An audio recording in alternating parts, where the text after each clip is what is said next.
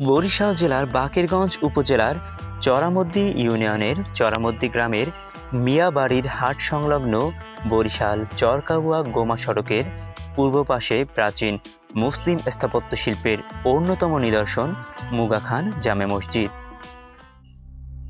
মুগা খান 17 শতাব্দীর শেষের দিকে মসজিদটি নির্মাণ করেন।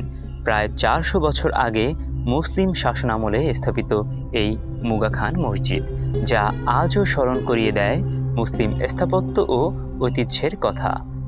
সরেজমিনে দেখা যায় মুগা খান জামে মসজিদ বরিশালের প্রাচীন ঐতিহাসিক নিদর্শনের মধ্যে অন্যতম।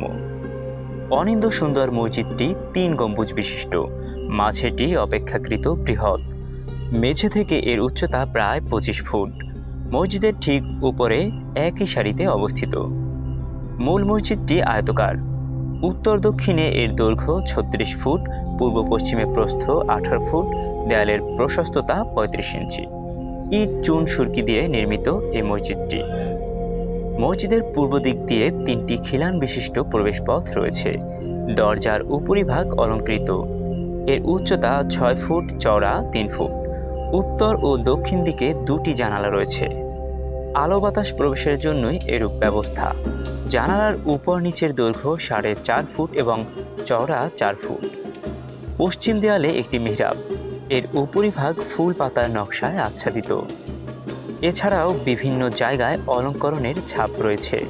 মসজিদটির প্রধান আকর্ষণ ভিতরের 4 দেয়ালের মাঝ বরাবর 1 ফুট চওড়া বেড় দিয়ে তার ভিতর কুরআনের আয়াত লিপিবদ্ধ করা হয়েছে। সূরা ফাতিহা, ইখলাস, আর রহমান প্রভৃতি সুন্দরভাবে লিখিত। সেই আমলের একটি রেহাবিও মসজিদের ভিতরে সংরক্ষিত আছে। রেহাবির মধ্যাংশে ক্যালিগ্রাফি স্টাইলে সূরা ইখলাস লিখিত। মসজিদের পূর্ব ও পশ্চিম পাশের দেয়ালের উপরে রয়েছে 8টি মিনার। মসজিদের দক্ষিণ পাশে গোরস্থান। এখানে শায়িত আছেন মুগা খান, দক্ষিণ বাংলার বিখ্যাত দরবেশ ইয়াকিন শাহ, দানবীর হাজী আসমাত আলী খান সহ অনেকে। মসজিদের পূর্ব ফটক বরাবর আঙিনা। এখানে ঈদের জামাত অনুষ্ঠিত হয়। আঙিনার পূর্ব দিকেই পুকুর। শান বাঁধানো ঘাট রয়েছে পুকুরে।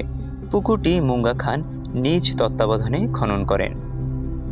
প্রাচীন ঐতিহাসিক নিদর্শন মুগা খান মসজিদটি যাতে সংস্কার ও সংরক্ষণ করা হয়, সেজন্য সরকারের সংশ্লিষ্ট কর্তৃপক্ষের হস্তক্ষেপ কামনা করেছেন স্থানীয়রা।